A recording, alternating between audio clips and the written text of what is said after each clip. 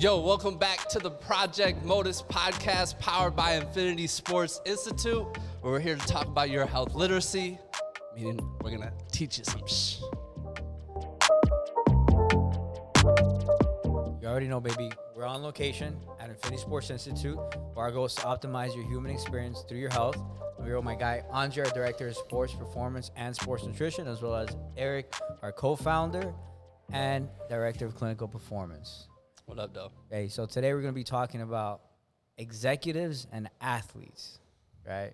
Big question, big topic, right? We get a mix of both. Yeah, or you could go executive athletes. You can go executive athletes. Shout out. So our executives athletes, I'm going to start with you, Dre, because you, Dre, you manage our entire performance programming. We got a couple of C-level executives here, some of the top executives in the country. Are they athletes? You could definitely argue on both sides. You know, I've started my career working with a lot of CEOs that came in with a lot of health problems. You know, and it's crazy how we always talk about health as wealth.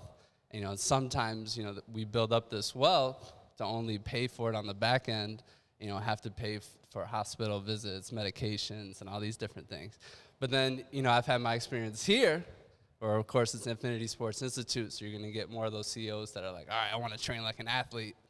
And we've run into guys who are so detailed that sometimes you can argue, like, hey, this guy might be able to, you know, play in the league or something. Facts, right? And then we even do get some of our executives did play in the league, right?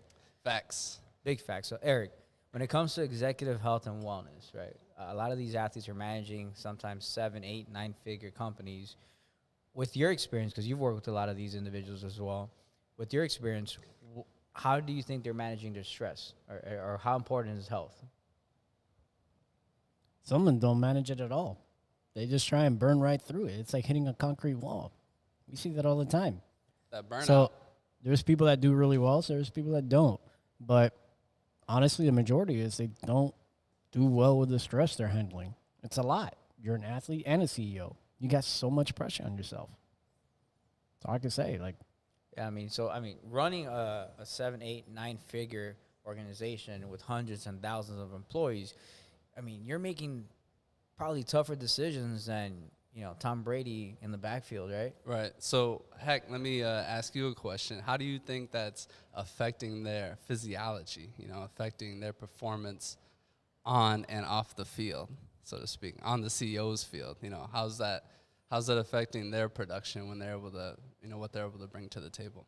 Well, if they're not taking care of their health, number one, right? And what is health, right? Mental health, you know, physical health, exercise or whatnot, nutrition, and then stress management, right? So if just like a pro athlete, like say a quarterback, right? If the quarterback isn't taking care of their body, you know, through nutrition, exercise, you know, mentally or whatnot, they're not going to perform to the best of their abilities on the field of play. Right. So imagine you don't sleep, right? Let's say you're sleeping 3-4 hours, right? So we all know what that does to your hormones, right? Testosterone drops, right? Your cortisol levels increase, okay? And you have bad nutrition, micronutrients are not there. How are you supposed to make these extremely important decisions that are going to not just impact the company, but are going to, you know, your employees, thousands of employees, thousands of consumers? You know, I think it's definitely going to be detrimental to them. Facts. You know, you speak about hormones. Yeah. And there's a study, I don't have the name of it, but there was a study that was done that says the best leader is the one that has high testosterone, low cortisol. You know, so if you can manage your health in ways that, you know, your hormones aren't being adjusted, you know, that's going to affect your leadership skills, and it's just shown across the board. I think the best person to answer how stress or lack of putting health as a priority as an executive, I think the best person to answer that question is actually Eric. E-Money. So when somebody doesn't manage I don't their think stress, you like that nickname. when somebody doesn't manage their stress, well, I feel like Puff Daddy in this you know, hoodie. hoodie. It's a good hoodie though. I like You look that. good. Yeah, it's a good fit. I just feel bigger than I am. You're good, man. Yeah, bro. You're good. Hey, he's all muscle. Buck under that 60. hoodie, by the way. He's all muscle under there. Buck 60. Trust me, all muscle. Anyways, Eric, so through your experience of dealing with these individuals, when they don't make health a priority, how does that affect them running their organizations? Well, I got a great analogy actually. Take this water cup, right? It's starts off empty. Let's say in the beginning of the week, you have that water cup, and what happens is you take stress and you start filling that cup with stress because you're trying to help your employees, you're managing their time, you're managing your time, you have family, you have everything. What happens? It overflows and it gets messy. And then it just gets messier and messier and messier. So now it takes you more work to clean that mess. So if you take that analogy, it basically means that you work so much that it just turns into a pile of dung, right? That's what happens when you don't manage your stress. So we need to take things and health precautions to actually alleviate some of that stress,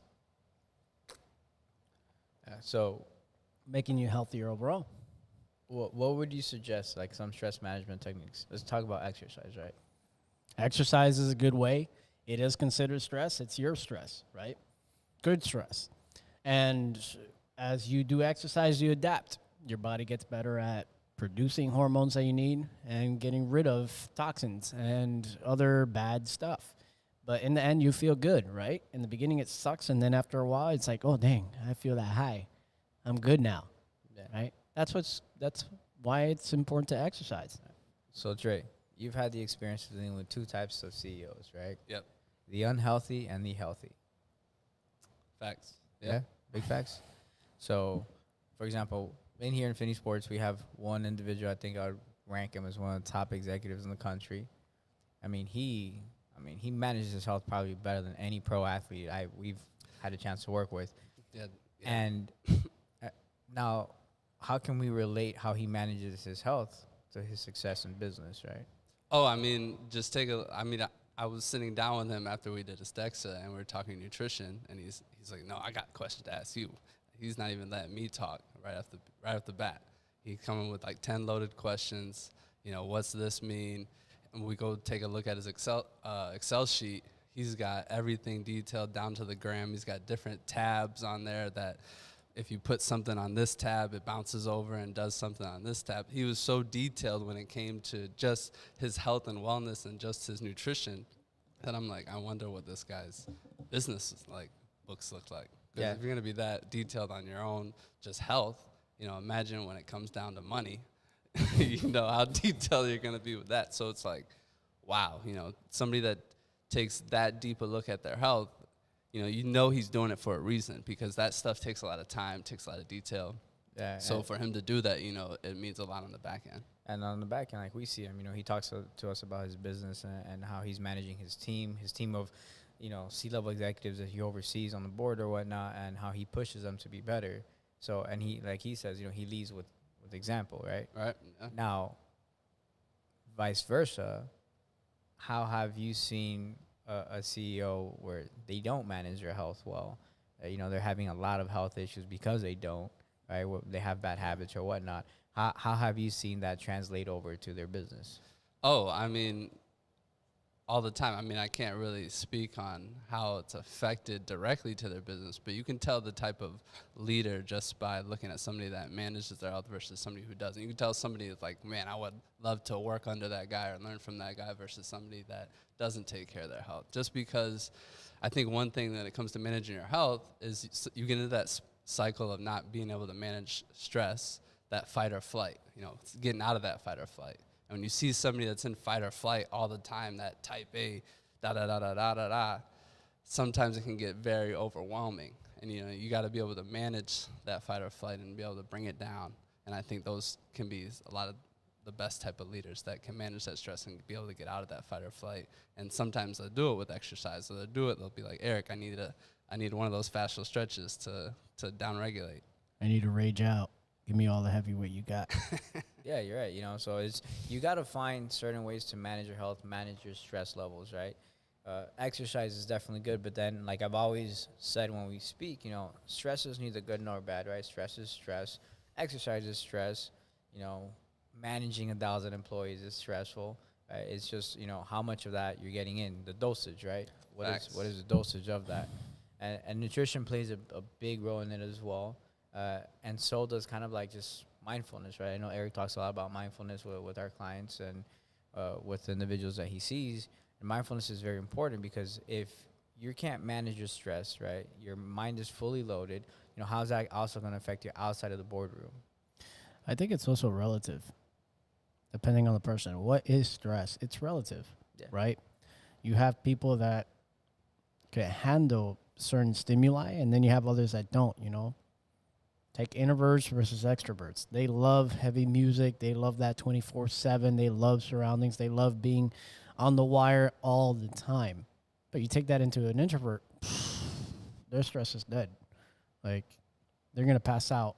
Their battery depletes, right? So it's relative, too. So you can't fine tune what it is. You could just find general practices and make it better.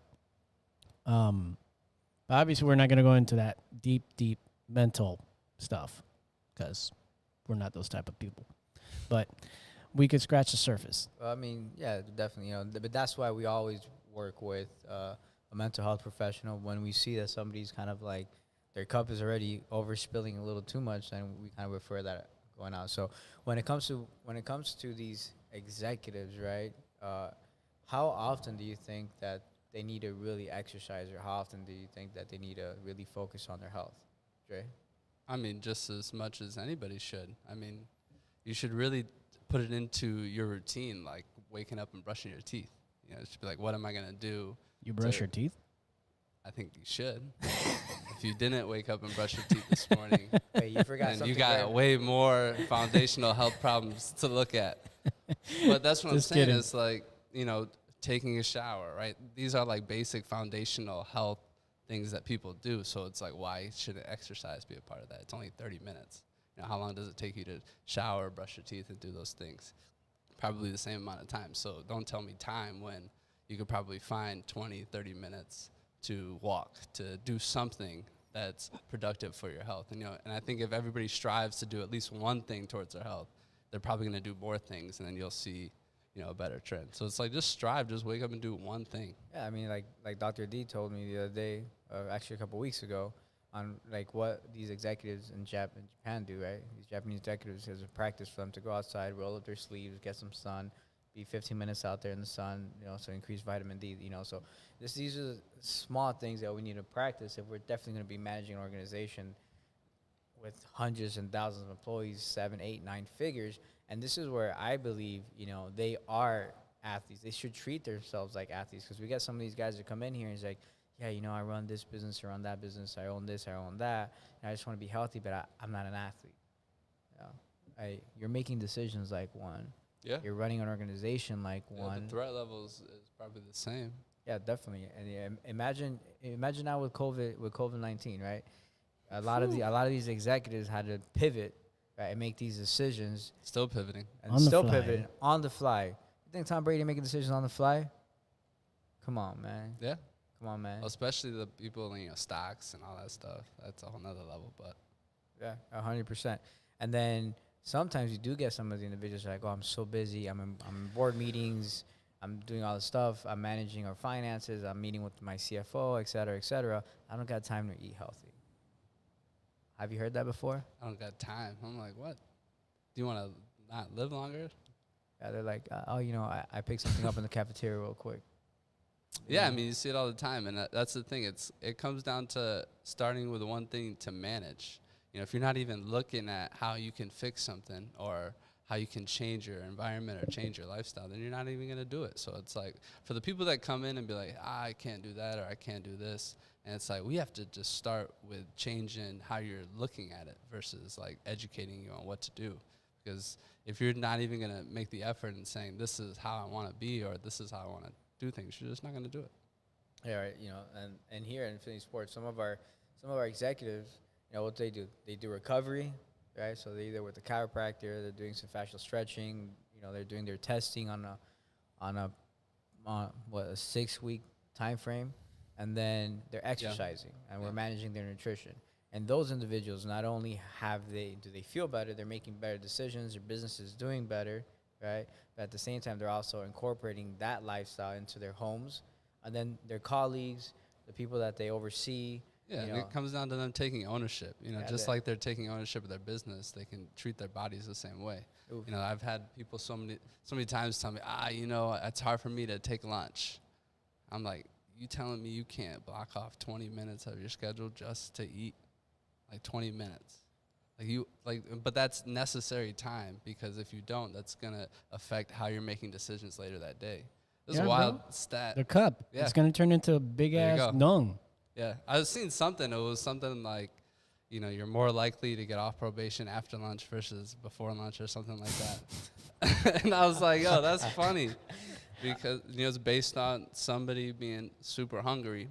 It's And gonna not affect thinking. their hormones Yeah. and their how Not they're thinking. thinking and all that. It's stuff. called hangry.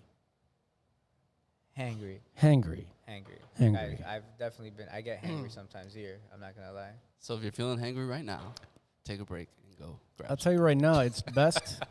It's best that you start doing all these things now instead of wait 20, 30 years later when you have health issues. So talk Right? about that. Talk about how we started at a place where we dealt with a lot of All the time. older executives. you know. Yeah, we dealt with so many older executives that retired. They had made this buku wealth, Buku. right? I mean, like buku wealth. They could go any day and buy They could do a whatever they 100-foot want. yacht if they Yeah. wanted to. And there's a lot of And their health sucked. They spent most of their time trying to recover their health Yeah. when they could have been doing other things. And it was terrible, man. Sometimes they would spend how much time there? Man, they'll how long spend is 6 time? months. 6 months, 8 months. There's people that spend a year trying to get back to proper health, trying to get out of the heart conditions and the diabetes and neurological issues or biomechanical issues and pain and discomfort, just to try to live life. And how many times did you see somebody make a big change, and then you see them a year, 2 years later? They're back. They're Back. back because it's like a Wow. yo-yo. It's not consistent. That's why you need to start as soon as you can. Start with atomic habits, and then progress from there. And then just keep it sustainable. It has to be sustainable. If it's not sustainable, You can't. There's it, no point. It can't be a 360. You can't be. I'm gonna go to the shop, get a quick fix real quick, and then I'll be good to go. So think about this. You spend your whole time. Let's say the story, right? You started in the mailroom, and then you got promoted. Now you're the CEO of the company, and you're running it. You're making 6, 8, 9 figures. Right? You're doing very well for yourself, but you're working like an animal. Yeah. Right? You're working like an animal. You're not sleeping. Your home stress is out the ceiling because all you can think about is work, right? You're not spending time with your family. You get sick now, right? And you're gonna have to spend 30% of the money, that wealth that you built, just trying to recover. Yep. Just trying to recover. Like literally, you're gonna do absolutely everything in your power to not die, because now that you have this substantial amount of wealth, you can't enjoy it. yeah, look, check this out. That place that we just talked about, it's like $6,000 a week to stay there. Can you imagine doing that for half a year or a year? Yeah, and it's like, how many people do you see that they'll be like, they think they can buy their way out of it because they put up that amount of money, and just say, hey, I'm gonna do this for 12 weeks and I'll be good to go, after. I mean, think about this. Imagine you could have either invested in Amazon back in 1998, right, for pennies on the dollar, or all the money you saved up, spend it now trying to ride the Amazon wave right now. It's gonna cost you a lot of money. It's a lot of money. So it's better to invest now with little habits. So nutrition, right? Start eating fruits. Start eating veggies. Just like in our last episode, we talked about add veggies one day out of the week or Like, something. make an effort. Think about this. Just make a decision for your health. every day. And imagine now, like you have your team. If you're the chairman on the board, right? You have your team and your executives looking up to you. Like, you know what? This guy really takes care of his health. I'm gonna take care of my health. And then your employees, that trickles down. That's the culture that you have in your business now, right? The culture in your organization now is, hey, we want to be healthy. Our leader is healthy. We're gonna be healthy. What do you think happens to productivity when you're healthy, right? Yeah. People want role models to look up to, so you have to be that for them, or it's not gonna be a fun place to work.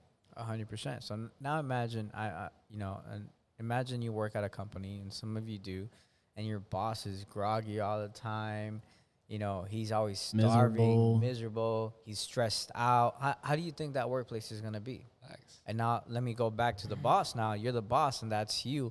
How do you think your employees feel? How do you think your employees feel? They're not going to want to work. You probably have a huge turnaround when it comes to employees, right? Because they go in there and they're miserable. Or they're not miserable because, and then you're probably wondering, you're like, oh, I'm paying them well. I'm doing this. I'm doing that. I'm looking out It's for an them. environment. But then the environment, and guess what? You as a leader are the one that builds that environment. But if you don't have the health to sustain a healthy environment, a healthy culture, what do you think is going to happen in your organization? That's where you're going to continue to have turnover and turnover and turnover. And these are some of, I've had a chance, or I get a chance, you know, every morning or so to speak with some of our top executives that come in here. And I spend time with them. And this is what they tell me, you know, it's like, look, I invest so much in my health because I see the return on investment, right? Not only is he healthy, he's, you know what? Imagine if you had lived a healthy lifestyle and you don't have to take insulin. How much is insulin? What was it, like $1,000 a shot, something like that? No, not like that either. But it used to be Like- it used to be some crazy number, right? That was a third-party pharmacy trying Yeah. to. So let's say the third party pharmacy, right? You're paying about $1,000 or whatnot, right? You could have just had organic food. It would have cost you a lot less. What do you say? It adds up. Yeah. It adds up. It adds And up. then the thing is, once you're sick, it ain't gonna get easier. It ain't gonna get easier. It gets harder. And it's just a whole It's a down cycle. cascade. Yeah, It's terrible. cascade, yeah. Yeah. It's gonna get to a point where you have to take everything you built and give it to someone else. Ooh, think about this real quick. And we have a true story here. So Eric- Bop. hey, think about this. So imagine you worked your ass off, right, to build an empire, to then have to give it to somebody else. And it's not your family, because your family ain't going to be happy. You know what's going to happen? Your family's like, oh, you weren't here for me. I don't care about this, right? Now you're going to have to hand over the empire you built, right, To a complete stranger. to a complete stranger. And that's a true story. That actually happened. Remember the client we had in Virginia? Yeah. Right? This was like, this dude, you know, billionaire, right? Flew us out there. He flew Eric first. You were out there for how long? About 2 weeks. You were 2 weeks. I was there for about 5 days. We go out there. House is amazing in Tyson's Corner, one of the most expensive zip codes in the country, right? And we're out there. The dude has, you know, almost 1,000 employees. He's in the tech industry. Talk about generational wealth set up, right? Right. But guess what? He had to give that up because he did not have the health to run and manage and enjoy the empire he built. This dude was like being monitored 24/7 because he could die like any second, you know. And he spent a lot of money on us to go up there to try to help him. But you know what? 2 weeks is not enough. 2 weeks is not. You know, if you would have managed your health and you would have done that way earlier in your career, you know what I'm saying, you probably could enjoy the empire you built. But he just handed that a couple years ago. Last year, 2 years ago, he handed it over to somebody else, right? He handed it over to his family, and then I don't know what the family did. They haven't hired a new boarder. Probably. That's But what happened. I didn't follow up all the Yeah. way through it. So think about this, right? Like, you know, you and this is gonna go for athletes as well, right? Like you spent your entire life you playing pee-wee football, right? Then you go to high school, right? You're training and working out because your goal is to make it to the league, right? You get that D1 scholarship. You go out there, you're training your ass off, right? And you're balling out to make it to the league, so then only play 2-3 years. Think about this. Your entire life, you cultivated this talent you had and this dream, and when you get there, it's like a flash, right? And that's the difference with guys like Tom Brady, et cetera. Now we're gonna transition over to like sports, right? So I think every athlete is a CEO. Yeah. Look at some of the we're talking about executives. Look at some of the executives in sports, you know, and how many times that they might not take care of their health. And it's like, what do you think the athletes are going to look up to as far as like a head coach or something like that when they're bringing, you know, terrible snacks into the locker room and buying Rice Krispies for the players and stuff like that. You know what I'm saying? So it's like That's it's terrible. Yeah, it's set the example as the executive of that professional team. We laugh because it's actually a true story. True stories, Rice Krispies. We only speak true stories. Only- We don't make stuff up. Only the truth. But look at this. Interesting, right? So we got one of our athletes, Carlton Davis. He's balling out right now, right? So Carlton is balling out. You know, definitely, I think one of the top 10 corners in the country right now.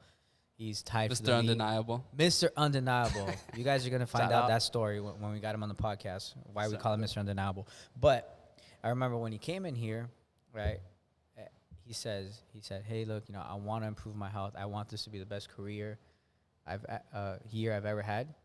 I want to blow up. I think I'm ready, but I want my body to be ready." And I go, "Cool. So what's motivating you?" And I said that in my office, and I'm like, "So what's motivating?" He says, "Tom Brady is on the team." Boom. So check this out. Set an We all know how Tom Brady takes care of his body. Right. Tom Brady is the example of what a CEO and an athlete should be and should do, right? I mean, as a quarterback, you are the CEO of that team. I mean, 100%. you could argue that. Yeah, right? But think about this, right? He leads by example. Everybody knows how well he takes care of his body, right? When it comes to exercise, nutrition, etc., right? And now we got a young buck said, "Hey, I need to step up how I take care of my body because our new leader takes care of his body." Right? Yeah, And guess what? that's And guess simple. what? He came out here and I remember one of the last days he was here, he said, "Hey, heck, you know, everything on Infinity side is better. The water tastes better, the food tastes better, I feel better." Right?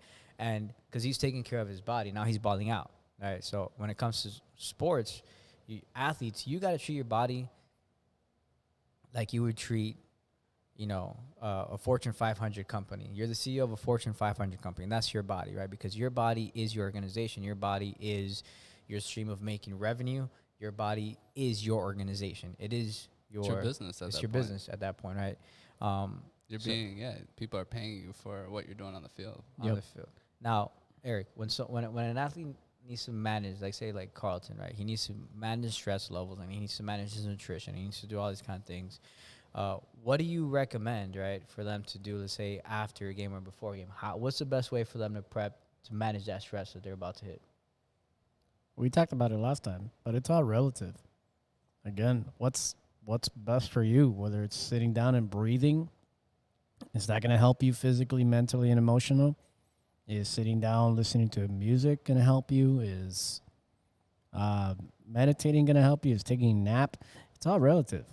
But in the end, it's got to give you the result of I feel better, Yeah. I feel mental clarity, and I feel like I have energy. Well, you mentioned breathing, right? Breath work. And Yeah. I know you're very big into breath work. How important is breath work, let's say, for a CEO or an athlete to practice? It's super important. We need oxygen. We need to breathe. No, but I mean, We we are humans. obviously, We need to breathe. I mean, we obviously know that we need to breathe. We obviously know we need to breathe, right? But you know how important for the physiological state, right? For performance, how important is them to incorporate breath work? And how often do you see people that suck at it? Right? People, right? You say we need to breathe. We laugh at it because it's like how it's an Everybody sucks essential at it. thing, right? And how many people? Everybody suck sucks at it. at breathing. No one knows how to breathe. Like, oh, No one that's- knows. It's a wow. breathing dysfunction world. That's what it is.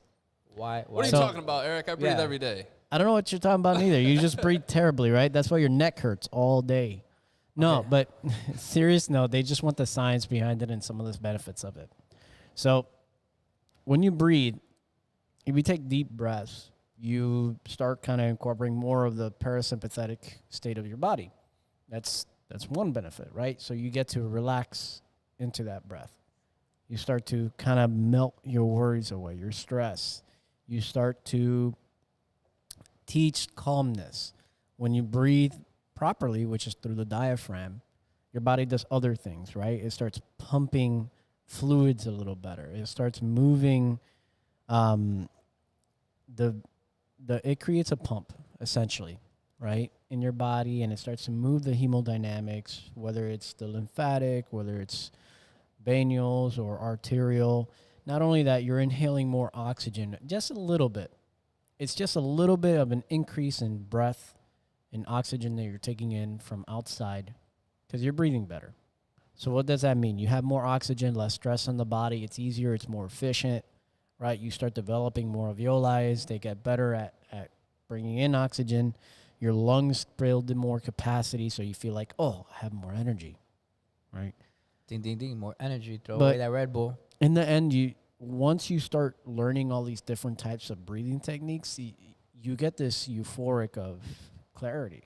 And it's true, right? And then the cool thing about breathing is you could do it anywhere. You do it while you're sitting right now. You should be doing it while you're sitting right now. Right So now. Eric, walk us through what, walk us through something that you would have. Let's say like, in the morning, let's say one of our CEOs, one of our athletes gets into the workplace. They're usually the first ones to get there, right? The top guys are usually the first ones to get there, and they say they want to do some breath work. Can you kind of like walk us through really, a quick little segment?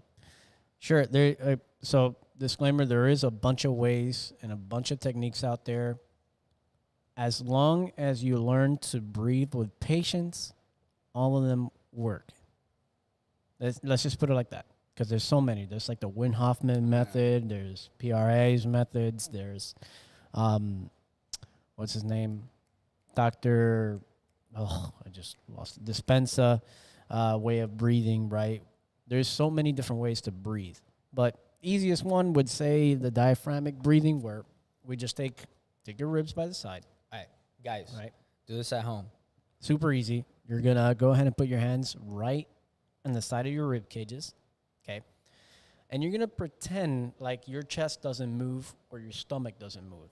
So the only way that you could breathe is by pushing those rib cages out, right? Something simple. Just try and move those rib cage to go out.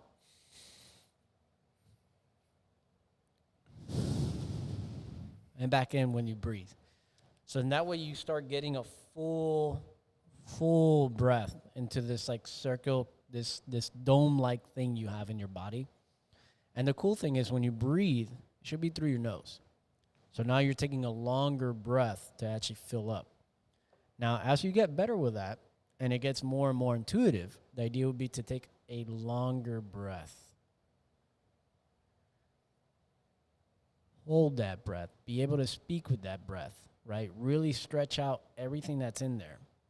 And then take a longer breath to exhale. And this way you start building that patiency. You start building a more relaxed posture when you start breathing like that, right? So then the other cool thing is that some of this stuff actually comes from pulmonary rehab. It's just that people don't like to use that word. All this is super old. It's from like not even 1930s. It's an old way of breathing. So yeah. what you're pretty much saying is when we get into breath work, whatever type of breath work you get, we're pretty much going, getting us out of that sympathetic state to that parasympathetic state. And guys, did you know your brain really can actually develop new neural pathways, cannot really perform to the best of its ability when you're in a sympathetic state, right? Get out of that fight or flight. Yeah, because why why rest we're in the digest. sympathetic state, right? We want to survive, and I don't think that think about this, right? If you're in the middle of a fight, right, and you're trying to survive, I don't think you're gonna be thinking about how to make the proper decision or how to, No, it's very instinctual. yeah, it becomes, you kind of like zone out, and it's all survival, right? So definitely incorporate that. I mean, how often do you suggest somebody's just starting out, right? How often do you suggest they do breath work? Every day. Every day? Just a minute. Just a That's minute. what Just I a tell minute. people all the time. I Just don't take- have any time to downregulate or find times. Bro. To get, I'm like, find 2 minutes, find a minute. Just a minute. It doesn't have to be longer. Just take a minute. And then after that, if you like it and you enjoy it, which you probably will, start incorporating it more often. I do it here every freaking day, and I do it here throughout the day. Because, He doesn't again, when Hector plays loud music. oh, I told you, stress is relative. So when he blasts the music, that drives me nuts. So I take my breath work. Hey, but it's not always me. Sometimes we got our guys. Oh, in here yeah, that- no, that No, just no, wanna no. work out. No, but he Hey. makes the roof tremble. Hey, and that's it. Our Sonos system. We have it There at you the go. lowest setting. There you go. too. Shout out Bro. to Sonos. Shout out to For great Sonos. stereo work. Shout out to it was actually Sound Oh, in man. Space. Sound in Space, based out of here in Florida. They came in and they did Yeah, the so dopest surround sound so- system that he sometimes is like, yo, you gotta yeah. relax So for a this second. this is where I said it's relative. Stress Relative. is relative. So I leave to the car and I do my breath work, and then after he's done, I come back. There I you also go. grab There you lunch go. too. So it's kind of like my break. And you know what? Talking about just being relative and stress being relative and different things to manage it. Like some of our athletes, like was it LeBron James when he went on that run here with the Heat? He was reading books before the games, right? He actually locks himself off of social media, Yeah. or at least he used to. I know he didn't do it in the bubble, probably because he's locked in the bubble. Bro, it's But yeah, relative, you know, man. w- imagine, It's you know. relative, but I think what we can decipher with this is that everybody should be doing breath work right before their day gets started. Kind of get into that parasympathetic state. Relax. Hey guys, you're about to. It's Sunday. It's Sunday football, right? There you go. No. Quick tip of the day right here. Instead of getting on your phone after you wake up, take a breath. Take a breath. Take a breath, guys. Guys that are about to play in the game, take a breath. Take a breath. Because if you can get into that, I mean, playing football, right? It's 52 guys versus 52 guys, 11 on and 11 on the field, right? You're going to war, right? This is like modern day like gladiators here, right? You are going to be super sympathetic. You're going into a fight, but guess what? If you're too sympathetic, you're not going to make the right decisions, and that's when the mistakes happen. So listen to our man Eric, breathe, right? Start breathing, make it diaphragmatic breathing, and then from there you can whatever your coach is and whatever everybody else has Yeah, for you- breath work, do that. Yeah. You know? So, Have fun with so it. heck, you train, a lot of our athletes. How much breath work do you do inside the actual training? Oh, that takes about, I'll say a good like 5 to 10 minutes of what we do. And the way we do it is I always attach the rock floss band over the diaphragm, Yeah. over the ribs, in order to get some RNT. So that's reactive neural training or reactive neural technique. So the diaphragm can start pushing against that band. Right. And then we do breath work. And the breath work, we do a lot. We call it core synchronization. Yeah, I think that band is pretty famous here. That band is super famous. Everybody's like, "Oh my Bro. god, get that band off my ribs," But and we do that, and it's funny because we just got a new executive, right? And he's in here, and we just started working on that. He's very, with this whole Corona thing, he's like, "Oh, I need to be able to breathe well," right? So when we assess his diaphragmatic breathing, I mean, his diaphragm is not even like everywhere. It's not working, right? It's not working, and he's like super stressed. Floppy diaphragm. That's what we're gonna call it from now on, right? But this dude definitely had a floppy diaphragm, so we started doing some of the band work, around the ribs, Right. and working on the breath, and we start doing core synchronization.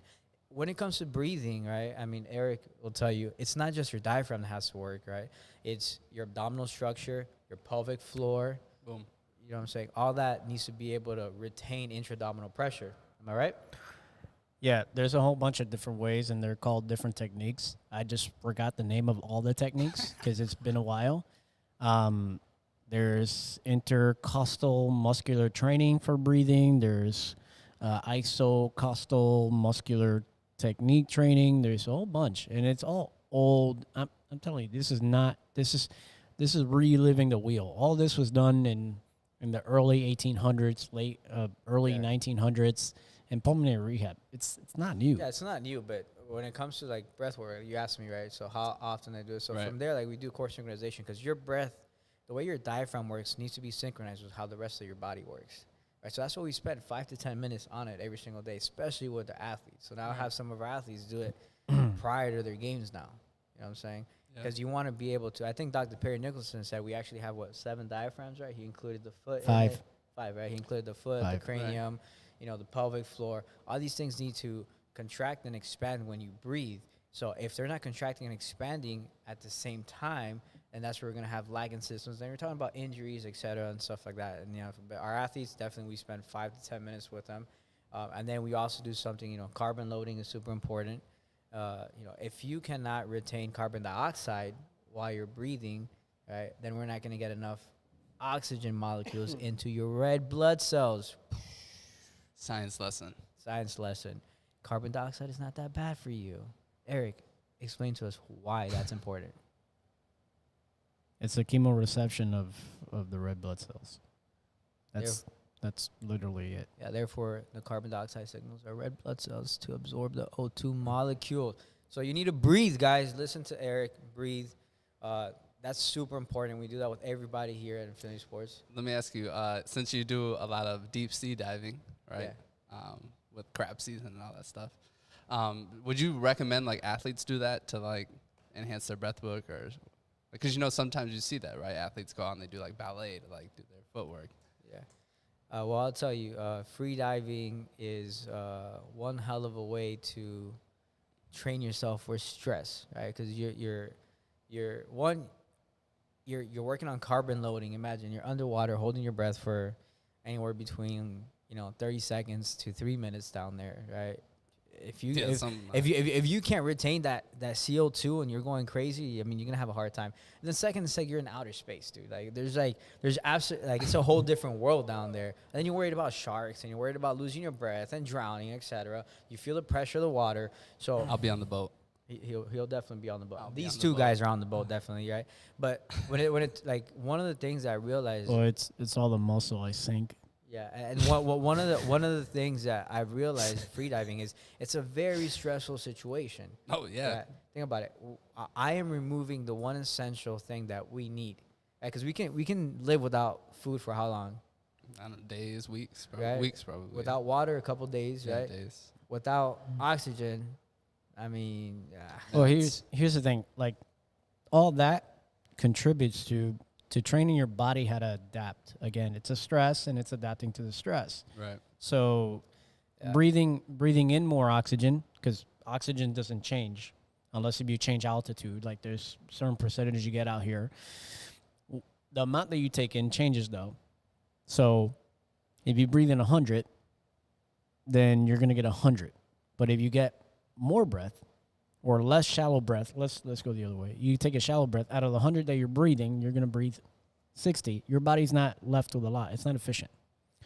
So Not efficient. the idea of breathing better is to take in more oxygen, right? Altitude training, wherever you're at, teaches your body to use less oxygen from the environment, right? Cascade effect, right? Oxygen cascade, that's what it's called. You adapt, you get more capillaries, you get things like that. Red blood cells get better at, understanding carbon dioxide and taking in under oxygen more, right? Their reception is like, this guy could hold it because his pH level is lower, okay? And then on top of that, you're teaching your sympathetic system to hold your breath more. So then that way you're not like gagging for air. Yeah, you're not stressing out. So it's a lot of stuff that you need to incorporate to become a monster in that type of stuff, right? There's people that are serious monsters, and they're called froggers. In the diving community, they're froggers. They could stay 10 minutes underwater, no problem. Yeah, it's pretty insane. I don't know if I want one of our athletes underwater for 10 minutes. No, What if but an athlete was like, I'm trying to do it? You're trying. I mean, It's- then you go ahead and try to do it. Would you think that would significantly benefit him, or just be another? It's totally different. but that one takes a lot of technique, though. Yeah. It's a lot of technique. Well, I let's mean, say when he it like comes- went through, he practiced it. Like, would it be worth it for him to do that? Like, would it be significantly worth it? I don't know. All right, this is part 2 of episode 2, and I want to give a huge shout out to Vice City Bean, best coffee shop in Miami and probably South Florida. Huge shout out. Thank you for the coffee. Now, Dre, What's Eric, poppin'? we're talking about breath, right? So, Eric already established that breath work is definitely going to get us out of that sympathetic state into parasympathetic state and allow us to perform better, right? And you asked me how much breath work do we incorporate per session, right? Now, and then we're talking about the athletic population, and we're talking about, just general pop. Eric, how often do you do breath work with individuals with comorbidities or just a geriatric population? Well, we start off with that because it's easy for them. It's not an intensive exercise. It's the beginning phases, and it puts them in a parasympathetic state, so it makes them relax. These are people that have lived through a hardship with that disease. So once they relax and they know that this is a session about concentrating and being able to be aware of what's going on makes it easier in the end. Like the whole session becomes easy. So every day, we'll start it 1 minute, 2 minutes, whatever they are capable of doing without freaking out.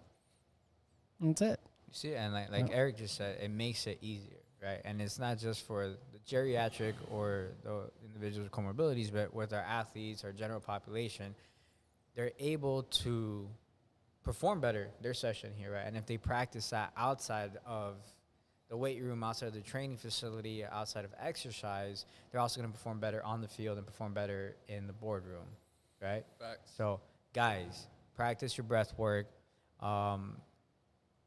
You just have to do it. I mean, there's nothing. I think that's probably, Eric, would you say that that's probably going to be the best way to improve your performance and overall health? Like one little thing? Yeah. It's a start. When it comes to breath work, because that seems pretty boring, right, for our athletes sometimes, and for our executives and everybody else, right? Would you say that really focusing on that breath work, right, being able to carbon load and retain that CO2 as well, which we need in order to signal to the red blood cells to intake that O2, right?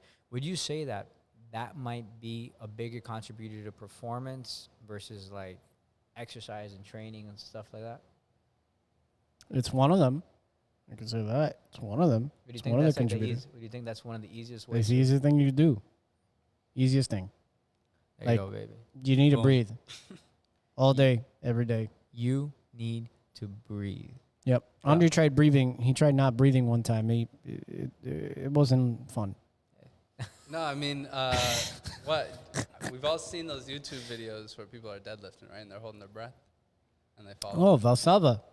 It's your favorite, right? Yeah, absolutely. Dude, I'm not gonna lie to you. The other day, I think I was squatting, right, for Squat-tober, right, and I definitely held my breath a little bit. I thought I almost passed out, bro. I almost passed out, guys. Oh, you know what? That's another one too. I don't care how you breathe. Like, just breathe during your routine. That's the most important thing. Like, breathe. You don't have to breathe through every rep that you have. Just breathe. And if you breathe with your diaphragm, even better. 100%. Anyways, guys, breathing is important, but so is nutrition. Right? A lot of people say nutrition is very hard. They don't got time. They don't got this and that. Nutrition is boring. The other day we had one of our clients say, he's like, oh my God, I'm tired. I don't want to eat chicken and brown rice anymore, right? Does nutrition have to be boring, Dre? No, I mean, like, as Eric puts it, it's all relative. You know, I mean, it really starts off with, like, what is something that I can do now to improve how I'm already eating? You know, it really takes that small amount of effort to just start being a lot better. You know, it doesn't have to be chicken and brown rice. You know, it can spice be it up. Quinoa. It could be lentils. It could Yeah, be, spice you it up. know, it could be Spice so many it different up. things. Do chicken and Brussels sprouts. I had somebody the other day, I don't like vegetables. And I'm like, you don't like any. Like, well, you know, I like carrots. I'm like, all right, we'll throw some carrots on the plate. You know what I'm saying? Like, start Let's with do it. some minor things and start with what you do like, you know, and then we can really, you know, just level up from there. And each time that you sit down, you ask yourself, hey, you know, how can I make this meal a little bit healthier? Can I have water instead of, you know, orange juice? You know, can I, you know, put maybe a little bit more veggies on here? Yeah, definitely. And I think you recommend always a recipe book, right? Have Some fun of our with it. clients, right? There you go. Have fun with it. Have fun with it. Make Have different fun with it. recipes. Yeah, try new. You know, start with what you do like, but then be open to trying new things. You know, and trying and adding more. You know, to your diet. Yeah, like, you know, eating healthy, Mhm. you know, doesn't have to be boring. Then we also get some of our athletes that we've had to transition them to plant-based diets for the time being, just because of some sensitivities they got. It's not something that's permanent. We have to transition them. They're like, oh my God, all I'm eating is greens. That's Hey. boring. Like I Right. said, just try and go out there, try other things you never tried before, and you'll find something that you enjoy. You know, me and Dre had the experience of trying crickets last time. Yeah, that's it's not something I was too excited about. I Wasn't loved too it. excited I about actually that. liked it. I actually liked it, but now I know I could eat crickets. I'm yeah, good with you it. know, and then Good protein. good protein source, right? And when it comes to protein, last episode we realized we don't need that much of it, right? Anyways, so in transitioning some of our athletes into a plant-based diet, you know, they're worried. Oh my God, I can't eat. This is gonna be boring. What am I gonna do? You know, I don't want to be vegan, but when you have to transition to these, these special diets for your health, for a moment in time, it doesn't have to be boring. And that's where we're going to kind of transition over into this little segment we're doing today. And we're actually going to try a plant-based dish today, right? Right. And you guys are going to see that it doesn't have to be boring, right? It can make it exciting. That way makes it easier for you, right? If something is exciting or something that you're willing to try, you're going to be more likely to do it, right? Exactly. Yeah. So what we want you to do is, Oh, try yeah. new things, make it exciting. Like Eric said, spice it up. Today we're gonna try. I mean, I don't want to butcher the name, right? It's a tofu scrambled black bean enchilada casserole, right? And we're gonna do it. We're gonna try it, and we're gonna give you the recipe so you can try it and start transitioning some healthy foods into your diets. Let's do it. All right, stay tuned. And we back, baby. We're out here. We're about to try this dope dish right here. I don't want to butcher the name, but we're here with Anna. All right, Anna, what is it that we have here right now? So I would call it a vegan Mexican breakfast casserole. All right, dope. So this is vegan. This is plant-based, and the reason we're trying plant-based meals now, so you can see that it's not boring. Eric's had to spice it up. We spiced it up real heavy right here. We've had to transition some of our athletes into a plant-based diet because of their food sensitivities. Right, Dre? Yeah. All right. Now, if you can see this looks pretty good. It's not boring. So, Anna, what made you decide going plant-based? For me, it was definitely animals first, Okay. then environment second, and health, I'd say third. And health, right? Yeah. And How long have you been plant-based? About 4 years now. Wow, 4 years. Yeah, But so at the going strong. beginning, were you able to make dishes like this, or was it a little bit of a struggle? at Not the quite beginning? like that, because you don't even realize all the things you can make. Like alone out of cashews, I can make like anything out of a cashew nut. Right. So it started with like a favorite dish, and then you had to Yeah, I like just went from figure there. some Yeah. more out. yeah, so if you see, obviously, I'm going to repeat this again. This looks pretty good. Eric, does this look spicy enough? I need hot sauce. Any hot sauce? I need hot sauce. You need It's hot sauce. Mexican. It's breakfast Mexican. I need Right? hot Yeah, sauce. you definitely. But need it salsa. definitely, it definitely looks spicy. It doesn't looks look good. boring. It looks really good. Dre, is this something just by looking at it right now, right? Is this something that you would recommend our athletes to eat? By looking at it, it looks pretty good. I gotta ask, what is in it? So the base it's a tofu scramble. Tofu Obviously, all is scramble, okay. organic, non-GMO. It's black beans, corn tortillas, a little tiny bit of vegan cheese on top. Just follow your heart, vegan cheese, pretty Okay. good. Avocado, cilantro, and then a bunch of spices. Let's get it. Good. It's green. You recommend it? I always say that's a green light. Green light. Ding, ding, ding. All right, so let's try this dish. Let's see, and then we're all going to give our opinion on the dish, and let's see how it tastes. Let's Ready? do it. Let's do it. You with your mouth closed, please. Yes, I'm actually quite hungry right now. Wow.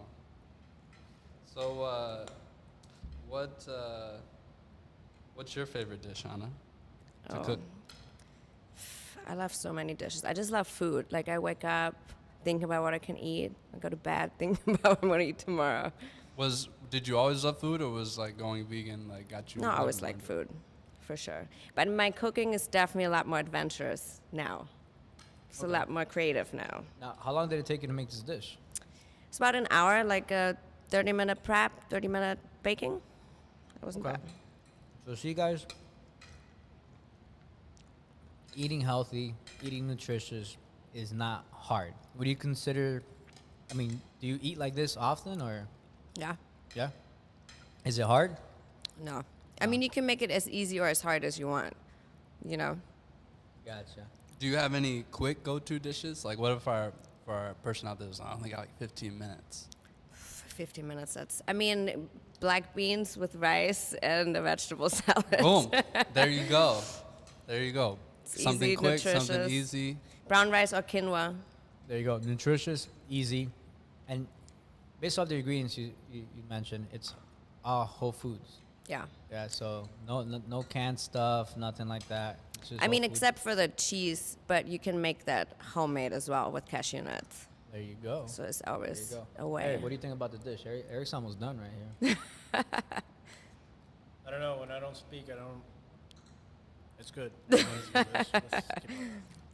Yo, Dre, what you think? I'll see you guys later. I'm gonna go finish this. Dope, guys. So you see is here in the nutritional segment, we're going to be trying different foods. And today we chose to go plant-based to show you that being plant-based and being healthy is not boring. To our athletes that worry about, oh my God, I can't eat proteins, I can't eat this, I can't eat that, I'm worried. This is actually pretty good. So shout out, Anna. Thank you so much for the dish.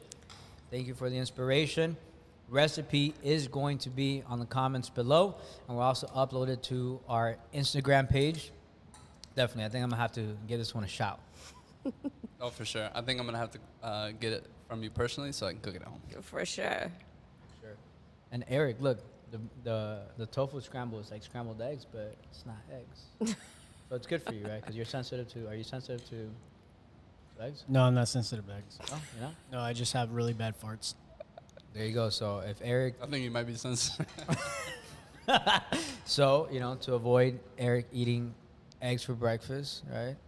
We can have some. And killing all the staff here in Infinity, it's a good idea not to have it.